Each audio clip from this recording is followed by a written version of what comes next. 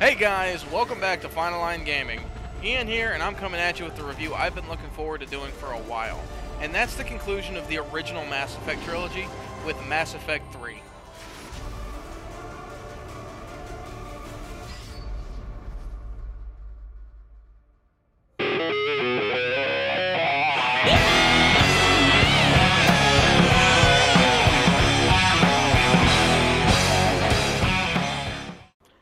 Now, I know I said I wanted to have the review for all three games out before the launch of Andromeda, which of course is my next review, and I know I'm a little late on it. The biggest reason being is I didn't want to compromise the quality of my reviews just to hit a deadline, and I've put a lot of work into this one to make it the best yet. I do have a few other videos planned for rant videos, but we'll get into those eventually. Let's go ahead and jump into the review. So what we have here is supposed to be BioWare's magnum opus, the third and final planned game for the Mass Effect franchise. And while I personally love the story of this game, save for the OG ending, there are unfortunately a lot of things that kept this game from being the best in the series. Most actually involved rushed development, which led to cut content, and some unfortunate changes to the role-playing aspects that help favor combat over anything else. So the Reapers are finally here as the game opens up and the Shepard being shown as becoming part of the Alliance again. And while you're having a conversation with Captain Anderson from the previous games, the Reapers have come through and they've started the invasion of Earth. And now you have to escape so that you can help bring the galaxy together to help stop the Reapers. And that's where the game really does hit one of its high points. The tone is dark, it's heavy, and that's its possibly best point here, as it's one of the darkest tones that I've ever seen in the game. It truly does help to fully immerse you into its world with the looming threat of the destruction of the galaxy hanging over your head at all times as you make your way across it in an attempt to bring together all the races of the galaxy. So the reason you're trying to bring together everyone is so you can build this one magical thing no one's been able to do before, and that's building this thing called the Crucible. So the game does start out on a fairly good note, but unfortunately it charges forward with its head down, no regard to plot holes, and that creates poor characterization. And while the story DLC was great, the game does unfortunately tend to drop the ball as it goes on. So let's move on to the gameplay, and that's where this game really does shine the most. While the story tends to suck as the game goes on, the actual gameplay here is badass, and they fully reworked almost all aspects of the combat with the third game, and now you can use any weapon with any class, instead tying weapon weight to the recharge of your powers. Now they've also added much more weapons, and they've added weapon pickups mid-mission. They've also given you the ability to both mod and upgrade your weapons, and they've made all weapons in this game truly unique, and that does help to avoid the sameness that plagued both the first and second game. And that's just changes to the weapons. They've also reworked the arena design to help actually disguise encounters a bit more than the second game, and one of the reasons I believe they were able to do that is because they went through and added an infinite sprint and a combat roll, and that does help to keep up the frantic pace of the various encounters here. Now continuing on with the encounters, they've also expanded on the different enemy types in the game. While the second Mass Effect built the foundation giving you basic different enemy types to fight against, BioWare has now just took that idea and they ran with it. Now you have several different factions, including Cerberus and the Reapers, that all fight differently. And they even have different enemy types within the different factions. You can't go about fighting a Banshee the same way you would an Atlas mech. If you did, you would die, especially on the harder difficulties, which can be exceptionally punishing. But that's enough about the gameplay. Let's go ahead and move on to what's possibly the most important point in the Mass Effect games, and that's in the characterization.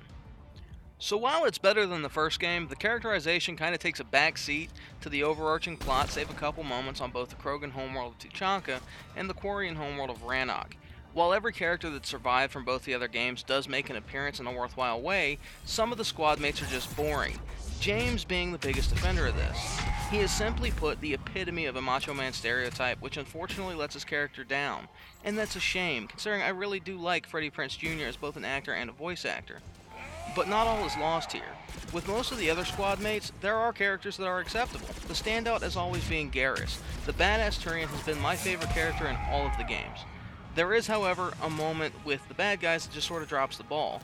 Where the main villains here are the Reapers, the side villains seem to resent being placed in the back seat. They start presenting the Elusive Man as a power-hungry tyrant instead of the chess mastermind he was presented to be in the second game, and his replacement for Shepard, Kai Lang, is perhaps the laziest attempt at making me hate the bad guy beyond herder he's bad. He comes out of nowhere, and we as a player are just supposed to hate him with no proper motivation behind it. So here we come to another big point in this game, and it's both strong and unfortunately some of the weakest points in it, and that's in the DLC. You know, as I mentioned before, the BioWare development team was rushed. They were rushed to meet deadlines by EA, and unfortunately that leads to some content that was sold to us later. Mainly, however, this is a notorious Day 1 DLC known as From Ashes. Now, From Ashes was basically a character that was fully finished prior to the game's release and then cut from the game, only to be sold to us after we bought the fucking game. And that's sad because Javik, who's the last living Prothean, is the single best squad mate in this fucking game, and he holds the unlock for arguably the best assault rifle in the game. Now, another bit of content that was finished and then cut from the game due to it being rushed was Omega. Now, in Omega, you're helping Arya T'Loak take back her Fortress of Solitude, and while it's a decent bit of story content, the villain was horribly cliched and boorish. Now, we both do still have the two standouts that are the Citadel and Leviathan, and with Leviathan, BioWare really set out to explore the origin of the Reapers with a precursor race known as the Leviathan. Now, the Reapers were both created and made in their image, so you get an idea of what they actually look like before it gives you the big reveal. Now, with Citadel, however, BioWare took the gloves off and truly set out to make something goofy and fun. Citadel is the best point of DLC in this game, and BioWare truly made it a fitting goodbye as it's the last DLC that was released. Lastly, we have the biggest issue a lot of people have with the game, and that's the ending. Now, this topic has been discussed in high detail in a lot of places, but I'm still going to be nice and make sure you get a spoiler warning, so make sure to check the description for a timestamp on where to go. The ending, while being promised as a culmination of all the choices we made in all three games, actually boiled down to being no more than pick your favorite fucking color. While it did prompt discussion based on the indoctrination theory, of which I'll have a link to a good video on in the description, the ending of Mass Effect 3 felt like a big slap in the face for everything fans of the series had come to expect. And while they did fix major issues with plot holes and the expositional slaughter that the OG ending had, they fixed it with what was called the Extended Cut DLC. They released it to us for free because they knew they pissed us off with the original ending. But we all still know, no matter what they try to push at us on the end, the game still ends at Marauder Shields.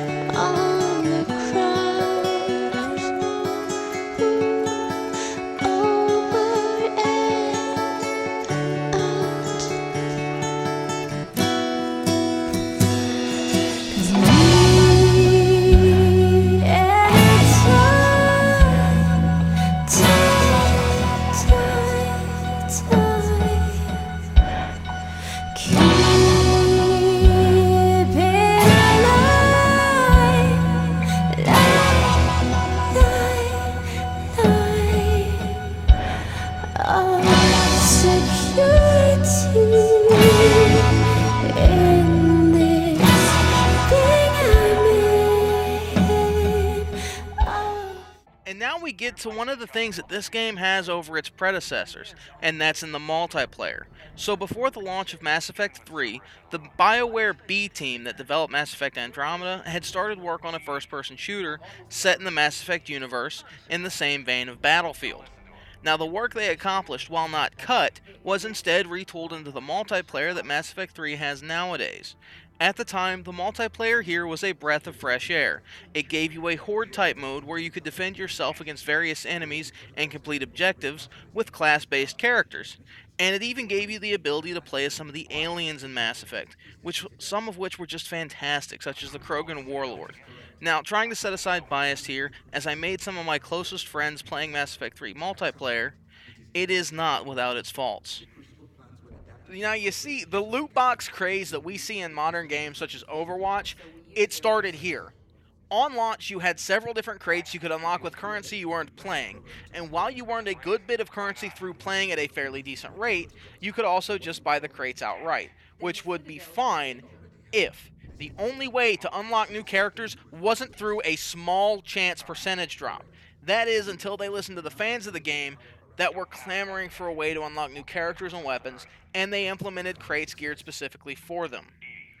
But all in all, Mass Effect 3 is a good game. While it does have its faults and its obvious rush development, some poor choices were made, but there are still plenty of good bits in there as well. The game to me is an obvious 7 out of 10.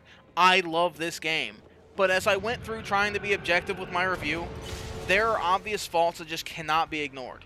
But taking the trilogy as a whole, it's a great conclusion to the series. If only it stayed that way, it would be perfect. Alright everyone, thanks for watching the video. I really do hope you enjoy watching it as much as I loved making it.